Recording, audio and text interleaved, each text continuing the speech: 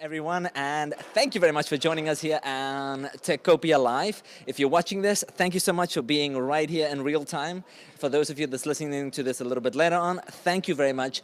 If you hear something today, we want to remind you to share it, like it, pass it along.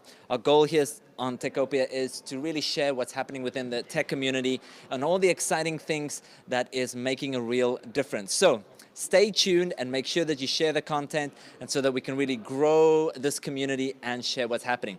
So today we have the owner engineer of Auto Advisory, Omar Majid. Thank you so much for making the time today to be here in this hot seat. Today we are here at KRP Properties, which is so much more than just space. They are the people that help support us in making all of this happen.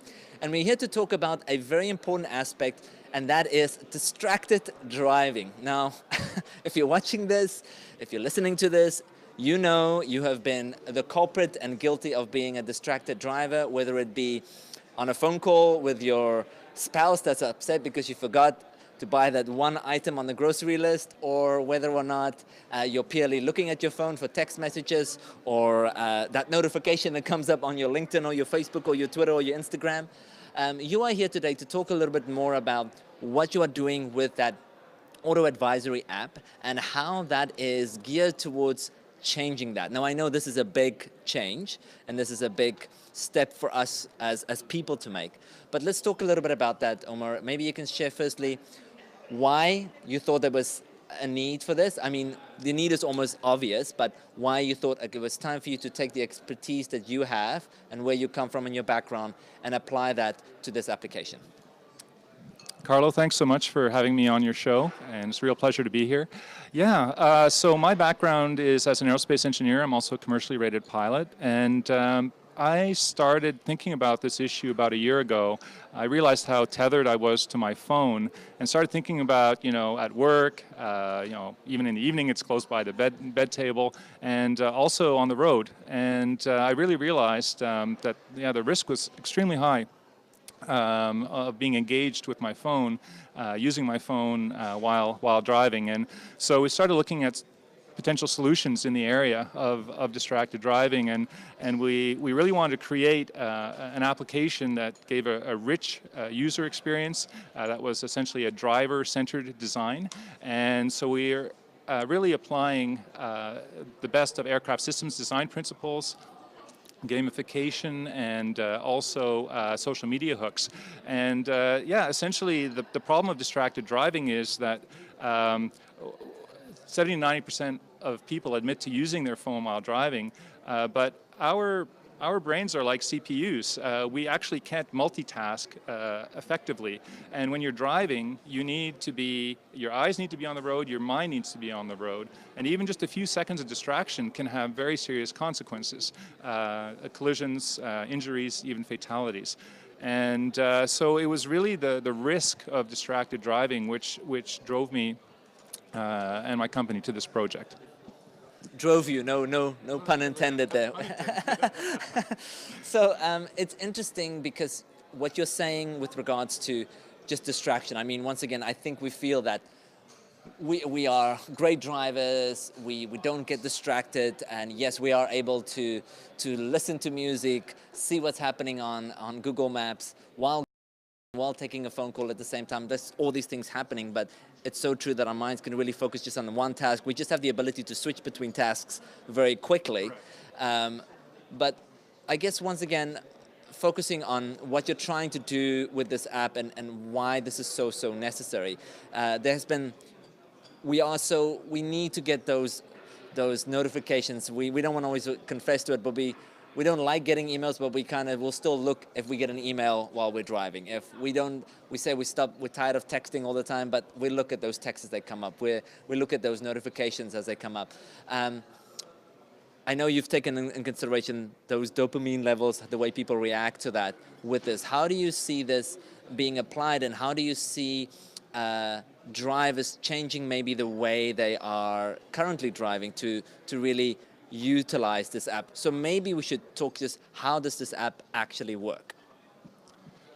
So the way Auto Advisory works is when you start your car, you get a seatbelt warning symbol and chime, ding, ding, ding, ding, and the majority of us automatically react properly and we put on our seatbelts. So that was sort of the starting point of the app. So the app recognizes when you're in your vehicle via Bluetooth or the charging cable, and when you start your car, you get a driving detected, please do not use your iPhone. You get that audio message, and you also get the notification on your phone.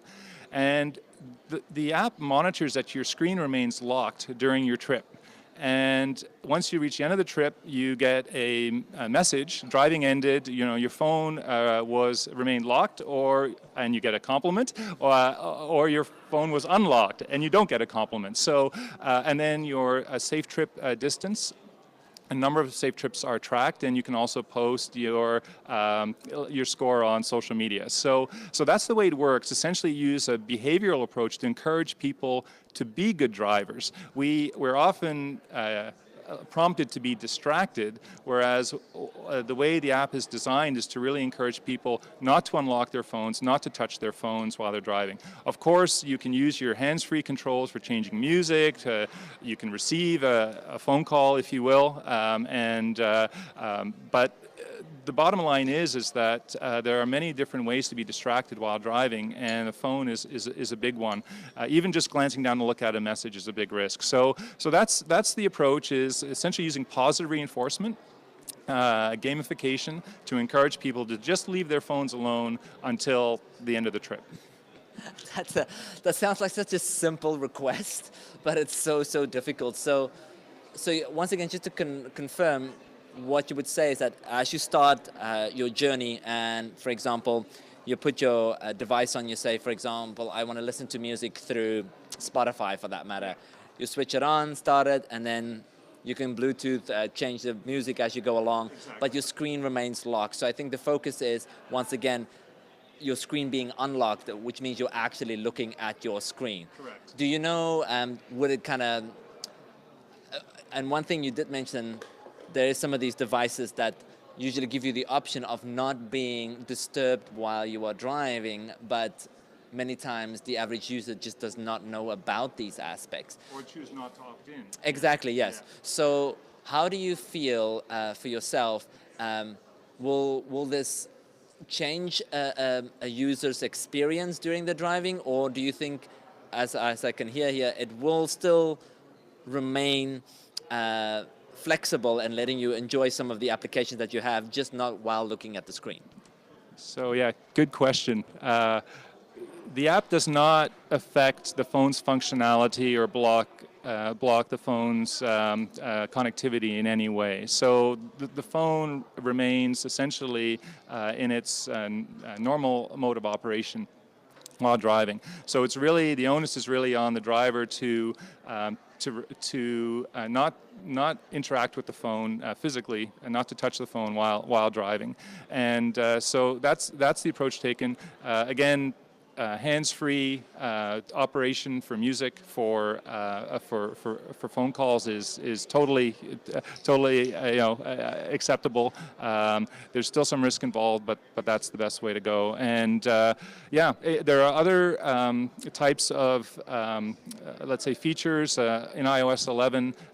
Apple has introduced Do Not Disturb while driving. They've taken the existing functionality and applied it to driving, so that blocks incoming notification. So that's helpful. That limits distraction. The issue there is, you may still be tempted to use your phone while driving, so for other reasons, but at least the incoming distractions are limited. So that's definitely a step in the right direction.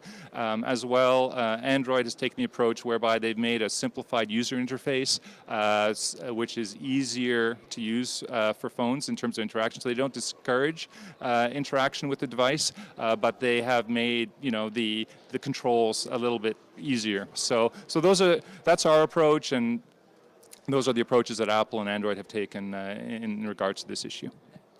Now, let's just talk towards where we're going to go next with this. I mean, the idea is obviously to partner with companies, partner with organizations, partner with OPP for that matter, whatever they may look like, to try and make this more of a habit for people to literally just install on their phones and try out. I mean, as you say, the goal with the app is to say, here's what your driving record has been over the last week, and what is the intent with that? I mean, once again, if you have that record, if you have that data, I mean, how can the users also benefit from that?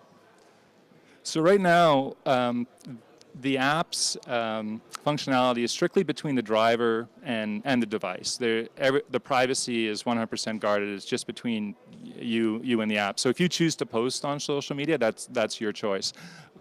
Potentially, the app could be, let's say, designed in such a way that the insurance companies could receive, your safe driving information, say on a quarterly basis, that you had X number of safe trips over the last 3 months, and you covered this many kilometers, and so you could benefit from a reduced premium as a result.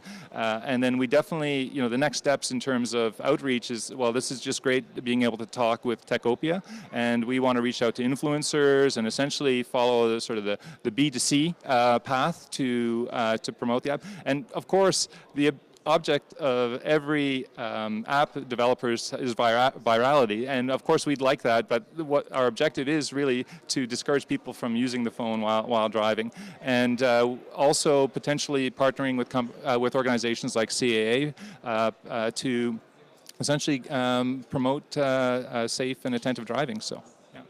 Well, thank you so much for sharing that. This is an awesome new development, and I can see that this could really change the way people drive, period, because we are getting more and more connected to our phones. It really is just such a part of our life. But there is also those times where you need to kind of draw the line and say, okay, enough is enough. I'm now in my car, especially with other people in my car and other pedestrians and other people on the road. It's not about us anymore and about all these other individuals around us. So congratulations on taking the step forward here and making this happen. And I wish you nothing but the best as you go further from there. Carlo, thank you so much. Appreciate it. Thank you, Omar. So there you go, ladies and gentlemen. That was it. That was Omar Majid, the founder and engineer of Auto Advisory. You are more than welcome to go online, go check that out, and you are welcome to find out more about that online as well. That's really what it's all about, and taking those steps. So if you're watching Techopia, make sure that you stay tuned and make sure that you share this with anybody out there, or if you want to get involved or get to contact the company, please do so, because this is what this is all about, getting the word out there and talking about all the innovative platforms that's out there. Next to me here, Metamorphosis. We have, and it's so pertinent to our next company that we are showcasing today. The VP of Cloakware, Jaco Deploy, thank you so much for joining us today. You are, you have literally taken shape of our previous guest, and now you are here. What's interesting about our previous guest, it's a new company that's starting, they're evolving, they just launched, they're trying to get the word out here. And they're also trying to make change happen. On the other hand, Cloakware has done so much, has been around for a few years now, celebrated 20 years just recently as well. You have done so many things within the business community, within cybersecurity, within, once again, just looking after data and also protecting companies. Maybe you can share a bit. So we just spoke about protecting the driver, now you are protecting companies and or information. Maybe you could talk a little bit firstly, 20 years, how has this journey been for you? What changes, what evolution has Cloakware undergone over the last 20 years? Thank you, Omar, and thank you for having me, Carlo. Omar was the previous guest. Thank you, Carlo. Yes, it's you talk about metamorphosis. This is what Cloakware do, right? We change the way code look, and we've just changed the way people look as well with me joining here. Yes. No, so Cloakware is an interesting company. It was founded about 20 years ago.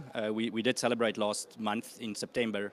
The key celebration was around the two key founders, which is Mr. Yuan Gu and Mr. Harold Johnson, that's still with the company. They actually came out of BNR, or of course later Nortel, and started up in 1997. They registered the company first with the name of Fallingbrook Technologies, which wasn't really catchy.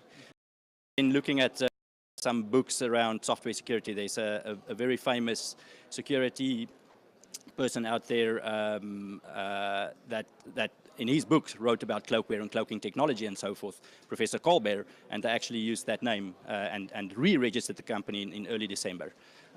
Early days was, as any startup, was tough, trying to the technology was very much based on obfuscation, so taking binary code and completely obfuscate it so that hackers, when they try and break into a system, and they're actually successful in breaking into a system, that they cannot really find it easy to navigate through the flow, the program flow within the technology. And then if you can navigate through program flow, you can easily get to the data and keys that you need to keep secure. But what this technology do is basically the hacker looks at a bunch of confetti or spaghetti code and feels almost find it impossible to navigate through to get to the primary assets that they want to break. So the initial focus was on media, content security, and that's also where Adetto, which is of course the company that owns Cloakware today, came into play, because Adetto is a company that focuses on media security, and we've done so for over 40 years. And the Adetto history is that initially we protect pay TV systems, so big operators in various countries, started off in South Africa, but who distributes content over satellite television or over terrestrial television, where there's not necessarily a return path. When you have a return path in connectivity, there's many security tricks that you can do to try and keep the client secure. When you don't, a hacker, when he has access to the technology offline, and when you have access to all of the keys and content that gets distributed over a network, they can go offline, spend as much time as they want to, and attack the box. And so we needed to find a way to protect software even in those situations. So we started looking around at technology that can help us as we make the transition from hardware-based security to software-based security, and we found Cloakware. Initially licensed their technology, and probably built the #1 software security pay media product that is in the world today. So after a few years of using the technology, we saw lots of potential in the technology outside of media, and that's why Adetto acquired Cloakware in 2007. Thank you very much for that very broad explanation of what the company has done up to this point. So maybe you can share with us a little bit, how has the industry changed over the last, let's say, 10 years, more so than ever, as people become more savvy online, hackers become more sophisticated, companies become more aware of the fact that data needs to be protected, or content needs to be protected, and code needs to be protected for that matter. How has that changed your business, or how have you as a company kind of adapted to that and see that change happening? Yeah, I think the biggest change for us is that we've been very successful in media, but we need to grow outside of media as well. And with this technology, it is applicable very widely. It's applicable in many different segments. So what really pushed us to cybersecurity, more a cybersecurity focus, is all the hacks that we've seen recently. We've seen back to Sony in 2014, all know about that big hack that cost them tens of millions of dollars. The Jeep hack that Charlie and Chris affected back in 2015, where they were able to hack into a Jeep remotely and drive it into a ditch. That opened our eyes into how our security can help the autonomous driving that's coming up very quickly. And then, of course, the latest Equifax hack, where they lost 35% of the entire value in the last week. So our technology can help all of these industries. And in fact, we now have a big effort around connected transport. So even in Ottawa, where there's big investment going in with Ford, QNX, to build an autonomous track, and actually I think on 12th October there will be some press unveiling around that autonomous track.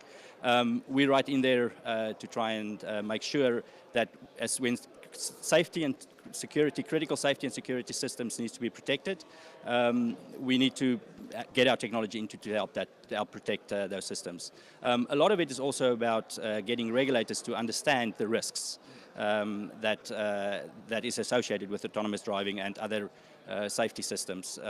And we're starting to be quite active in lobbying and helping the lobbyists make sure that the right specifications around security are pushed through these safety systems. So our transition has been very much from the media, focus on the media side, into much wider cybersecurity industry. It truly is an aspect that is affecting more and more companies than ever as we become aware that there's so much data flowing and so much information flowing in so many of the platforms. I mean, we just spoke to Auto Advisories, well, all the data that's created from that as well, all that needs to be protected between either user and or wherever that data needs to flow. What do you feel? And you would think in this day and age now, it's 2017, we're talking about autonomous vehicles. We are changing the world each and every single day with amazing companies that's launched. What do you still feel as a company, your challenges out there with companies with regards to security, with regards to protecting the company, with regards to investing into cybersecurity as part of their business plan and not just something that they look at 10, 15 years down the line when they've acquired 10,000 customers and now suddenly they have data they should be looking at? Yeah, and I think in a way that has been our biggest challenge because what we've learned through 40 years of securing content is that the last thing that companies care about is bolting on security. And of course, when you bolt on security afterwards, after you've designed your platform, it's very difficult to build a comprehensive security solution. And we've seen this again in connected transport, where we had to go out and educate the market on the risks of security and the risks that exist today because developers, software developers, don't pay enough attention to developing secure code. And again, from a legislative perspective as well, to make sure that legislators understand the risks that exist without security. So it's important for us to educate and make sure companies understand that, yes, they may feel initially security is the last thing they want to spend money on, but at the end of the day, the hacks are happening everywhere. Everybody's at risk, and so they need to design their platforms with security in mind, and we see us playing a much bigger role in that going forward. You've kind of answered that question as we've spoken now, but what do you see the next 5, 10 years look like for the company? I mean, so much can happen in such a short space of time, and we are here specifically in Ottawa moving so fast, and it's almost the industry is moving much faster than legislation does sometimes as well. And as you say, that's a key part of you is trying to change legislation to always keep up with these changes. But where do you see the next 5 years going for Cloakware? I see us being successful in expanding into markets outside of media, specifically, as I said, connected transport, but then also IoT. IoT is such a broad sector, and we need to choose where safety and security, again, are critical systems. And there are many examples of that. Health industry, for example, where people can die if hackers hack the wrong things in hospital and so forth. But also connected buildings. There's some use cases, for example, where companies are looking at managing elevator banks in big buildings and hotels and so forth through connected systems. And again, you can just think about the damage that can be done in those kind of systems. So I think for us, it's absolutely important to get our technology and our security expertise into these IoT platforms and make sure that we protect people's companies' intellectual property, their data, and hopefully lives at the end of the day.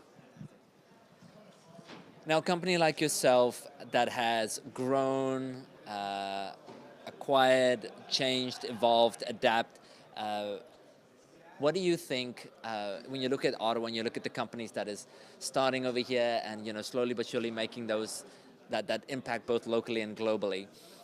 What do you really think is a key characteristic of your company that has allowed you to grow over the years and has kind of pushed you to still be very competitive within the market and maybe even be ahead of the game and one of the leaders? I think that the bright people that we have here in Ottawa and around the world. We are a global company. We've got about 1,000 people globally, but here in Ottawa, roughly 120, 130 people. Extremely bright people, mathematicians that really helped us build an obfuscation tool, the transcoder, which stands alone in its class in the world. And I think that if we continue to use the local resources available to us to help advance that technology, that will be a differentiator for us. Well, Jaco, thank you very much for taking the time to join us today. Congratulations on 20 years. That is, I know it's like, oh, that's just can't believe in blink of an eye that's gone and it's past, but it's almost now that you've only kind of scratched the surface now. You've established such a wonderful platform, and now it's just like the next step and moving things forward and even faster. So congratulations on all of that. For those of you that's joined us on Techopia, thank you so much for joining us today. Make sure that you join us on techopia.ca as well to get more news, more articles, more insight surrounding the guests that we've had on the show as well. And join us each and every single Monday and Wednesday right here on Facebook Live. We're very excited moving forward. In the near future, you'll be seeing us on more platforms, more channels, more opportunities to get involved and engage, even if you're watching all the way out there. But stay tuned and join us right here, either Mondays or Wednesdays, or check us out on techopia.ca. From myself and Yaku, we hope you have a great day. Bye.